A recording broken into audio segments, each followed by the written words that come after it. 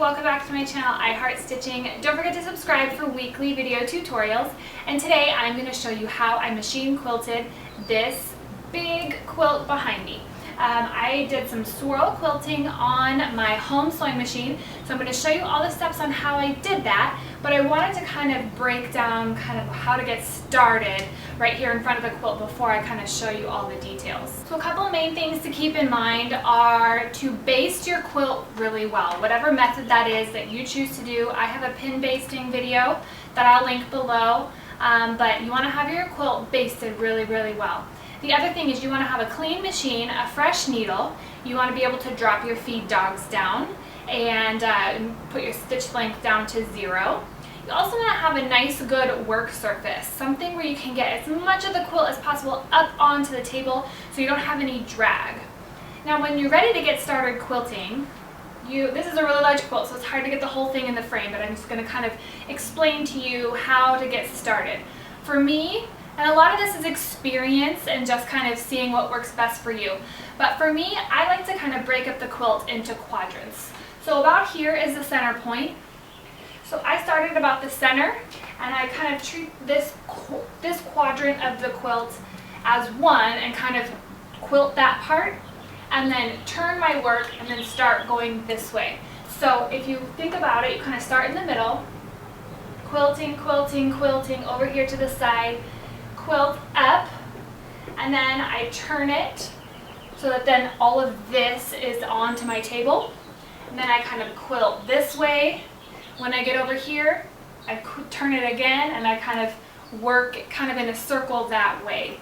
Hopefully that makes a little bit of sense when you kind of see this and then when you're working with your quilt on your sewing machine. The biggest thing is just to go slow. Practice makes perfect. This is one of those things where at the beginning you kind of feel lost and you're not sure kind of what to do, but you just want to kind of get going. You kind of get the hang of it, and then it goes pretty quickly, and it's really fun. The other thing that I recommend is, when you're deciding on a design, this is all over swirls.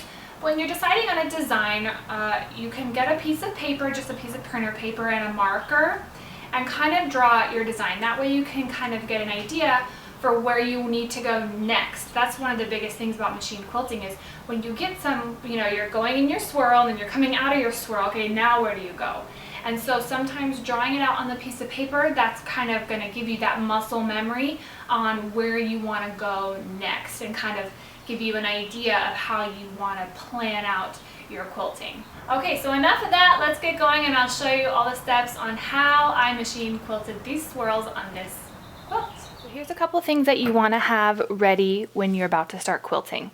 You want to have, first of all, a fresh needle on your machine. I use a 90-14. You can use the size smaller than that. I think that's the 80-12, but this is what I use and I think it's fine. You want to also have a free motion foot on your machine. You want to have your feed dogs lowered. This is where I lower my feed dogs, which enables you to move your quilt around easily. Stitch length down to 0. I am using Aurifil 50 weight thread. I also use the Machingers quilting gloves, which I find very helpful. I have my big extension table on my machine, and this nice smooth surface helps with getting the quilt to move around easily that way as well. And you also want to have a lot of space on your work table. You can kind of see over here, because you want as much of your quilt up on the table as possible.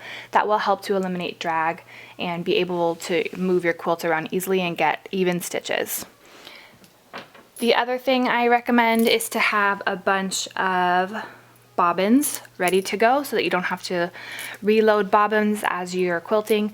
You can just replace them and keep stitching. Okay, so to get started, here is your machine all ready to go. And when you place your quilt on there, you want to pull both threads up on the top of your quilt so nothing gets caught underneath. So then once you're ready to do that, when you get started, you want to back stitch a couple of stitches really nice and slow so it looks really neat over the same stitches again, so that it's got a nice secure beginning. And then you want to trim those threads so that they don't get in the way at all.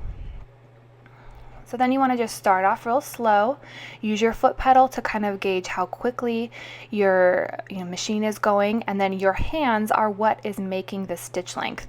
So don't move too quickly so that your stitches are too far apart. You want everything to be nice and secure and nothing to fall apart in the wash.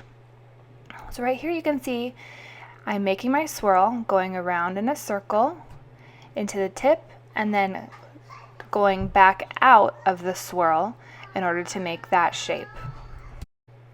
Now you want to vary your swirls, large and small and medium, and so some of that is just going to be experience and kind of practicing this out.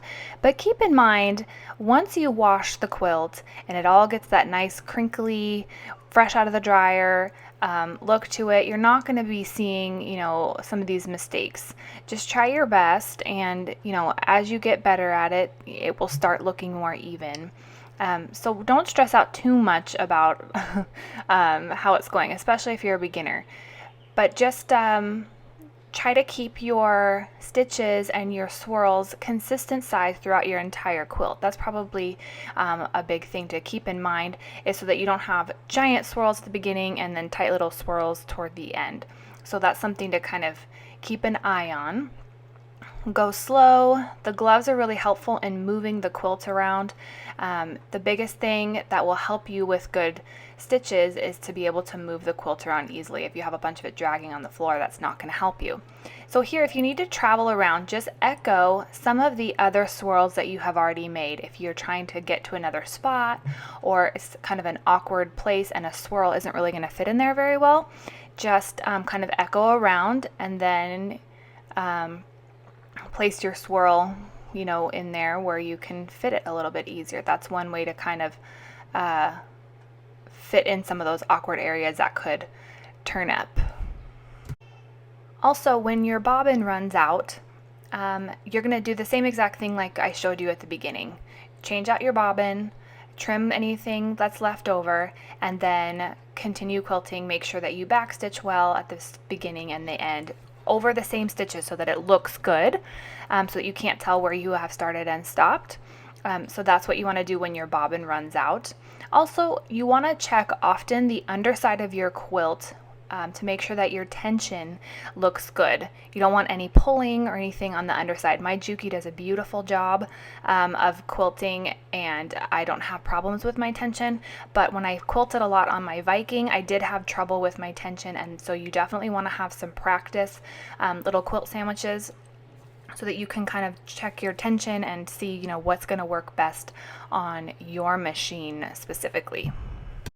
So once you have your tension down and you've got your quilt in a way that you can move it around very easily, as you can see, I'm able to move my quilt around very smoothly, partially because it's not dragging on the floor. I'm not having to use my arm muscles to like yank the quilt up and into the arm of the machine. It's all kind of up on the table.